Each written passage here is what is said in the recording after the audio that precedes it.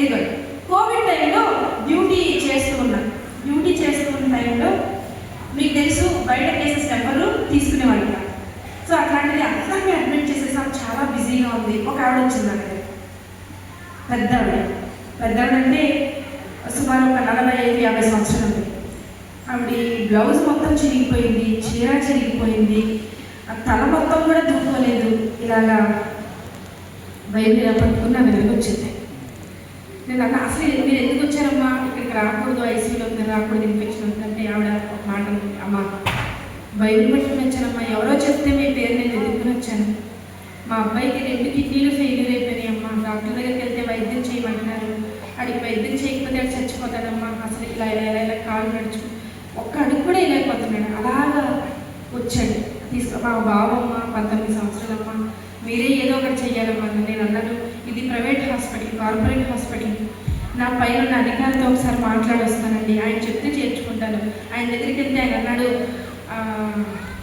1.5 లక్షల రూపాయలు అవుతుందండి మేడం, మీకు తెలుసు, వాళ్ళు కడతామంటే జాయిన్ చేసుకోండి, లేకపోతే వద్దని పంపించేయండి అన్న. నేను వచ్చి చెప్పాను, అమ్మ 1.5 లక్షల రూపాయలు కట్టాలి, మీరు కట్టకపోతే నా మీద పడుతుంది. ఆవిడండి బైబిల్ పట్టుకుని చెప్తున్నానమ్మా, నాకు ఎవ్వరు లేరమ్మా, నేను ఒంటరిని, నాకు ఈ బైబిల్ ఒక్కటే ఆధారం అమ్మా, బైబిల్ పట్టుకుని చెప్తున్నాను, మీ బిల్లు రేపు కట్టేస్తానమ్మా. మరి ఇప్పుడు కట్టకపోతే లోపలికి ఎలా రాపిస్తాం?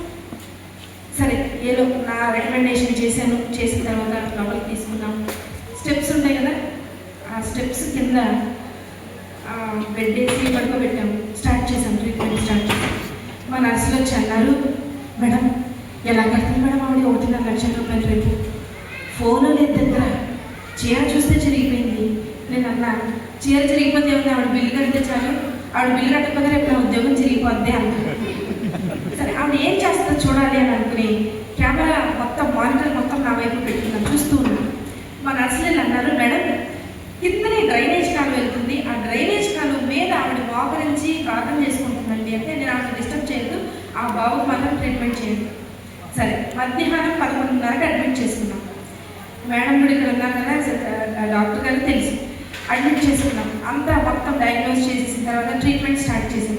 మా నర్సులు వెళ్ళి ట్రీట్మెంట్ స్టార్ట్ చేస్తున్నారు. 11:30కి అడ్మిట్ చేసాం, బాగా జ్ఞాపకం ఉంచుకోండి. మధ్యాహ్నం 1:30 అయింది, ప్రార్థన చేస్తూనే ఉంది, నేను కెమెరాలో చూస్తున్నాను. మధ్యాహ్నం 4:30 అయింది, సాయంత్రం ప్రార్థన చేస్తూనే ఉంది.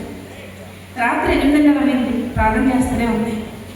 రాత్రి 10:30 అయింది, ప్రార్థన చేస్తూనే ఉంది. నేను మా నర్సుని అడిగాను, సర్లే ఆవిడ కట్టకపోతే నేను కట్టేస్తానులే అన్నాను. అంటే ఆ ప్రార్థన చూసి నాకు అనిపించింది, కట్టేద్దాం, ఏదో ఒకటి చేసి ఒక 50,000 కడదాం, ఇక 1 లక్ష రూపాయలు ఏదో డాక్టర్ గారికి సర్ది చెప్తాంలే అని ఆ ప్రార్థనకి నేను ఫిక్స్ అయ్యాను. ఇంకా చాలా ట్విస్ట్ ఉంటుంది, నేను చెప్పే సాక్ష్యం మీరు అసలు ఊహించరు. ఎక్కడ 12 అయింది, ప్రార్థన చేస్తుంది, నైట్ డ్యూటీ కదా, చూస్తూనే ఉన్నాం. రాత్రి ప్రొద్దున్నే 3 అయిపోయింది, 4కి మళ్ళీ ఇంకొక డే స్టార్ట్ చేసేసాము. అన్ని క్లీనింగ్స్ సెక్షన్ ఉంటే మొదలు పెట్టేసాం. నాకు మళ్ళీ ఆవిడ ఏం చేస్తాం సార్, ప్రార్థన చేస్తూనే ఉంది. మరుసటి రోజు ప్రొద్దున 6:30, ఆవిడ మోకరించింది ఏంటంటే 11:30 ముందు రోజు. మరుసటి రోజు ప్రొద్దున 6:30, 7:30, 8:30, 9కి డాక్టర్ గారు వచ్చారు రౌండ్స్కి. నేను డాక్టర్ గారు అందరి కేసుల దగ్గరికి వెళ్ళిపోయాం. నాకు అందరి దగ్గరికి వెళ్తాను, నా మైండ్ మాత్రం ఈవిడ మీద ఉన్నాయి. అయిపోయింది, హాస్పిటల్ అంతా బయటకు వచ్చేసి వాళ్ళ దగ్గరికి వెళ్ళబోతున్నాం. అడుగు తీసిన పెట్టేటప్పుడు ఆయన అన్నాడు, వాళ్ళు బిల్లు పే చేశారు మేడం అన్నారు. చేయకపోతే నేను అన్నా అని చెప్పే లోపే ఆ డాక్టర్ గారు అన్నారు, మేడం నాకు జ్ఞాపకం వచ్చిందండి, మా అమ్మగారు చనిపోయి 10 సంవత్సరాలు అవుతుంది, ఈరోజు మా అమ్మగారు చనిపోయిన రోజు, వాళ్ళకి ఫ్రీ ట్రీట్మెంట్ చేసేయండి మేడం.